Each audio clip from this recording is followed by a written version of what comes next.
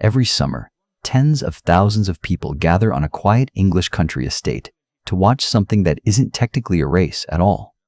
There's no wheel-to-wheel combat, no overtaking battles, no crashes born out of desperate late-breaking moves for position. It's just a hill, a strip of tarmac, barely a mile long, and some of the most legendary machines in motorsport history being driven up it one at a time. For years, that was the entire appeal of the Goodwood Festival of Speed.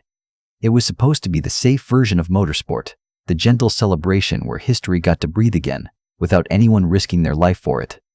And then, on a warm, slightly damp Saturday afternoon in June of the year 2000, that entire idea was shattered in less than 3 seconds, in front of a crowd that had no idea what they were about to witness. The Festival of Speed was born in 1993, the passion project of Charles Gordon Lennox, the Earl of March, held on the grounds of his family estate at Goodwood House in West Sussex, England. What started as a relatively modest gathering of enthusiasts quickly became one of the most prestigious motorsport events on the planet. By the year 2000, it had grown enormously. Manufacturers rolled out concept cars nobody had ever seen before. Television crews covered every session, and tucked in alongside all the modern machinery were the historic entries, priceless Formula One cars, rally cars, and motorcycles pulled straight out of private collections and museum floors and driven, genuinely driven, hard up that narrow hill climb course while thousands of people stood just a few feet away behind not much more than a line of hay bales. The historic runs were never considered the dangerous part of the weekend. These weren't professional racing drivers fighting for a championship. They were collectors and gentlemen of the sport, out for what amounted to a spirited, respectful demonstration of machines that deserved to be heard and seen one more time. The atmosphere was relaxed. The crowd was closer to the cars than at almost any other motorsport event in the world. And that closeness, that relaxed sense of safety, was about to become the most dangerous thing on the entire hill. The man behind the wheel that Saturday was John Dawson-Damer, known to almost everyone in historic motorsport simply as DD. Born in Britain and educated at Eton before relocating to Australia in 1964, Dawson-Damer wasn't some wealthy amateur playing dress-up in a rare car. He was one of the most respected figures in historic racing anywhere in the world.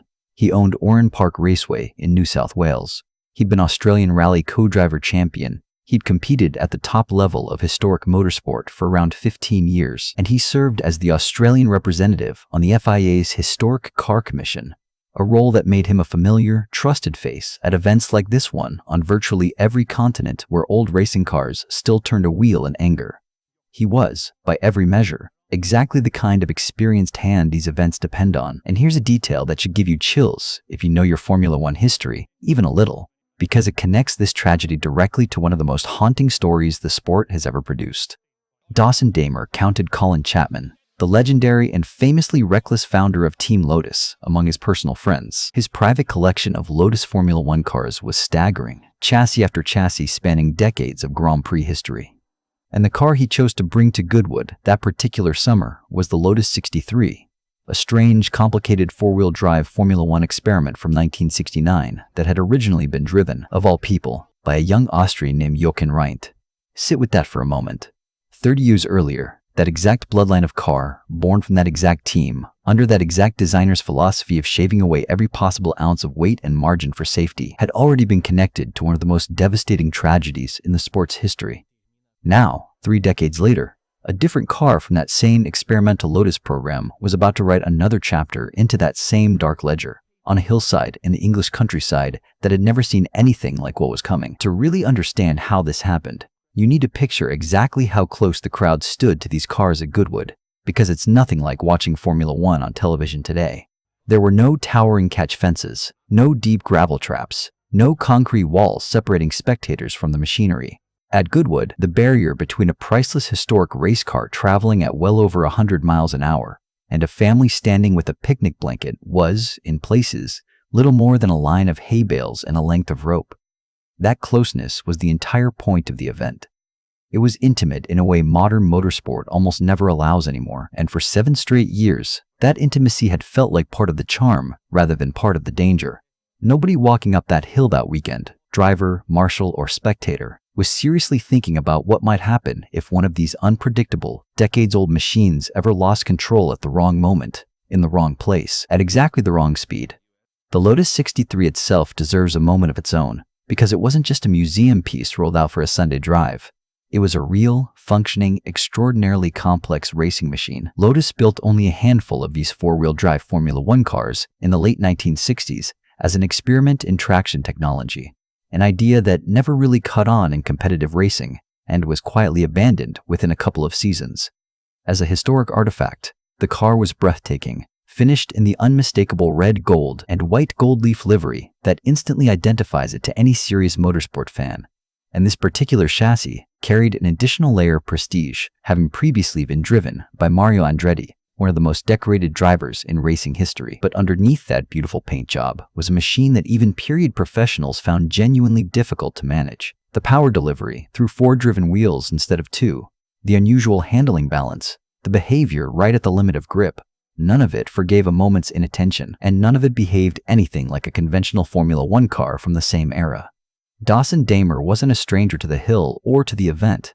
He'd run other Lotus chassis at Goodwood before and knew the course intimately. But knowing a hill and knowing exactly how a temperamental four-wheel drive prototype will behave the moment conditions turn against you are two very different kinds of knowledge. And on the afternoon of Saturday, June 24, 2000, both of those things were about to be tested at the worst possible moment. The weather that day was warm but far from settled. Clouds had rolled in over the course, and the driver immediately ahead of Dawson-Damer in the running order, piloting a Lotus 49, radioed back that rain had begun falling on the upper section of the hill, right near the finish line. That report went out. What happened to it after that, how clearly it was relayed, how seriously anyone downstream actually weighed it, would later become the subject of a much longer, far more uncomfortable conversation. But in the moment, life at the top of the hill carried on exactly as it had for 7 straight years without incident. The crowd was in good spirits. Marshals stood at their posts along the barriers. Officials occupied the finish line gantry, the raised structure positioned right at the end of the course where cars crossed the timing beam under the eyes of the people scoring the event. Everything, on the surface, was completely in order. And that's the part of this story that should genuinely unsettle you, because the warning signs that precede a disaster like this one almost never arrive as sirens and flashing lights. They arrive quietly, disguised as minor inconveniences. A little rain on the last corner, a radio call from the car ahead, a track that has run safely for 7 consecutive years, lulling absolutely everyone, drivers, marshals, and organizers alike, into believing that whatever had kept them safe for that long would keep them safe forever. Dawson-Damer's Lotus 63 began its climb up the Goodwood Hill that afternoon, exactly like every other run that weekend. The car accelerated hard through the lower section of the course, past the crowds pressed in close along the barriers, through the demanding sequence of corners the hill is known for. That unmistakable high-revving Formula One engine note filled the air the way it always did, drawing cheers and raised phones from spectators who had come specifically to hear sounds like this one more time before these cars disappeared back into private collections for another year.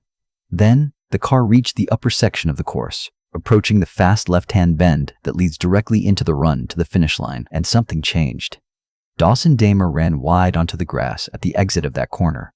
On a completely dry day, in a car with straightforward, forgiving handling, that might have been a survivable moment, a small mistake corrected with a lift of the throttle and a gentle correction back onto the tarmac. But this was not a dry day, and this was not a forgiving car.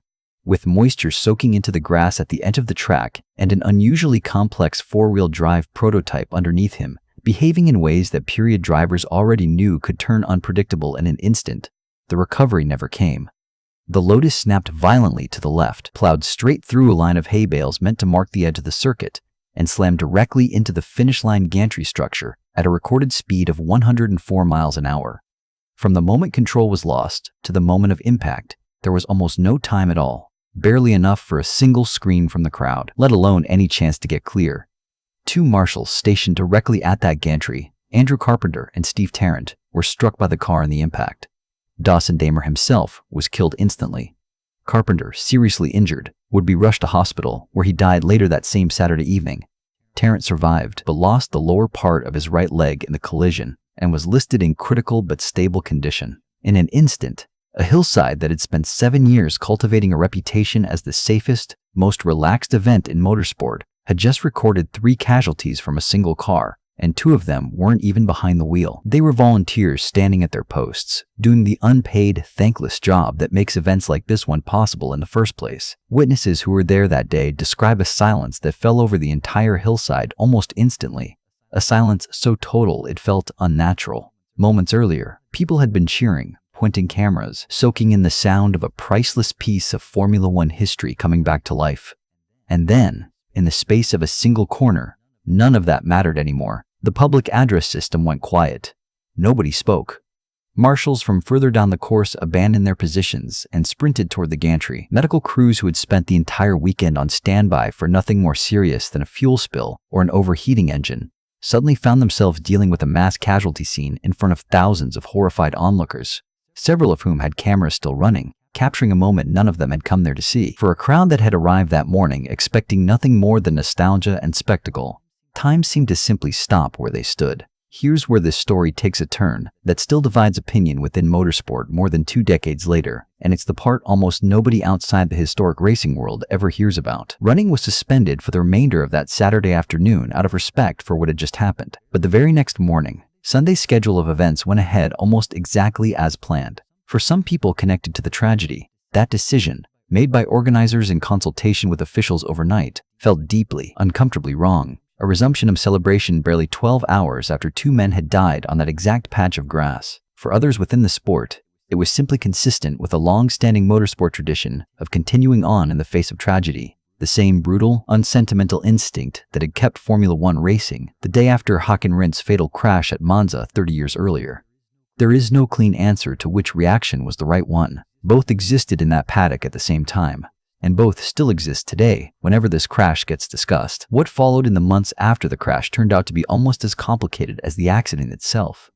Sussex police launched a full investigation, working alongside the sport's governing body, and what they found wasn't a single, tidy explanation. Some evidence pointed toward a possible mechanical failure, somewhere within the Lotus 63's unusually complex 4-wheel drive system, the kind of obscure experimental engineering that period mechanics themselves had struggled to fully master 3 decades earlier. Other evidence pointed squarely at that patch of wet grass at the exit of the final corner, the exact spot the driver ahead had radioed a warning about only minutes before. And disturbingly, evidence also emerged, suggesting the possibility that Dawson-Damer may have suffered a sudden medical episode, potentially a heart attack, in the moments before the car left the road. Investigators considered all 3 explanations seriously, and in the end, no single cause was ever isolated as the definitive answer. The truth, as it so often does in cases like this, resisted a clean, simple story. What the investigation did establish clearly was that the physical setup of that finish line was a problem all on its own. The positioning of the gantry and the officials stationed around it placed human beings directly in the path of any car that lost control on the approach to the line, sitting close to the natural runoff area for a vehicle running wide at the top of the hill. None of this reflected careless decision-making by any one person. It reflected an event culture that had operated for 7 straight years without a catastrophe of this scale, growing larger and faster year after year, while some of its safety infrastructure quietly failed to keep pace with exactly how big and how fast the whole thing had become. Nobody had been bracing for a disaster like this one, because for 7 years running, nobody believed one was actually coming. At a coroner's inquest held the following February, a jury in Chichester returned verdicts of accidental death for both John Dawson-Damer and Andrew Carpenter. The evidence presented was not judged sufficient to meet the legal threshold required for a finding of gross negligence, and no criminal charges were ever brought against the organizers of the event. For the families left behind, that verdict, the official conclusion that this had been a tragic accident and that no single person carried criminal responsibility for it, must have landed as 2 conflicting things at once: a form of closure and at the very same time, the absence of one. And here's the uncomfortable truth that makes this story worth remembering. Rather than filing away as a freak, 1 in a million occurrence, hill climb events like Goodwood had always carried a strange, almost invisible risk profile that most fans never think about, precisely because they don't look dangerous the way reel-to-wheel racing does. There's no chaotic pack of cars fighting for position, no obvious moment where disaster feels like it's brewing. A single car climbs a single hill in front of a crowd that stands closer to the action than at almost any other kind of motorsport event on Earth, and for that reason, when something does go wrong at a hill climb, the consequences can spill directly into the crowd itself in a way that a modern, purpose-built racing circuit is specifically designed to prevent. Goodwood wasn't the first hill climb to learn that lesson the hard way, and tragically, it would not be the last venue in the wider world of historic motorsport to confront it either. But for Britain's most beloved celebration of racing history, June 2000 was the exact moment that invisible risk stopped being theoretical and became permanently, unforgettably real. The wider motorsport world felt the loss of Dawson-Damer immediately and deeply. This wasn't some anonymous weekend competitor. He had been a central pillar of the global historic racing community, a man known and personally respected on virtually every continent where old Grand Prix cars were still fired up and driven in earnest. And Andrew Carpenter's death carried its own quiet, brutal weight, a reminder that hit the sport in a different,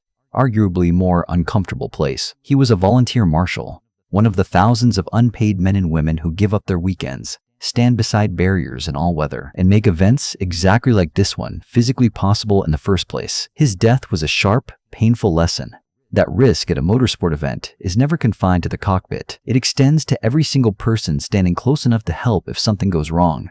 And sometimes, that closeness is the very thing that cost them everything. The changes that followed at Goodwood after June of 2000 were significant, even if most of the hundreds of thousands of people who visit the festival every summer since have never noticed them or heard why they exist. The governing motorsport authority confirmed that further safety improvements were implemented by the organizers in the years that followed. The positioning of officials at the finish line was completely reconsidered. Trackside structures along the entire course were reviewed and, in places, rebuilt. Communication protocols for relaying track conditions, the very system that had failed to adequately flag a patch of rain on the exact corner where the crash happened, were overhauled. And the Festival of Speed itself continued. It continues to this day, still drawing hundreds of thousands of visitors every summer, still one of the most celebrated events on the entire global motorsport calendar. That continuation isn't callousness, and it isn't the sport simply moving on and forgetting. It's the direct result of genuine, sustained effort by the people who run that event to make it meaningfully safer, while still honoring exactly what the Festival of Speed is supposed to be, all while carrying the full weight of what happened on that hillside on one warm June afternoon. But the names John Dawson-Damer and Andrew Carpenter are permanently woven into that hill now, an inseparable part of the story of a place built entirely around a reverence for the past. Motorsport has always lived in that uncomfortable space between celebration and risk, between the pure beauty of speed and the consequences it can demand without warning, sometimes from the people who least expect to pay them. A driver with 3 decades of experience, a volunteer just doing his job at the side of the track. Neither one of them woke up that Saturday morning believing it would be the last day of their lives. And that, more than the mechanical failure, more than the wet grass, more than any inquest verdict, is the part of this story that should stay with you. Some lessons in this sport are only ever learned at the highest possible cost, and this was one of them. If a story like this one hits you the way it hit us researching it, there are more forgotten crashes buried in motorsport history exactly like this, moments the sport would rather move past quietly, and we intend to keep bringing them back into the light.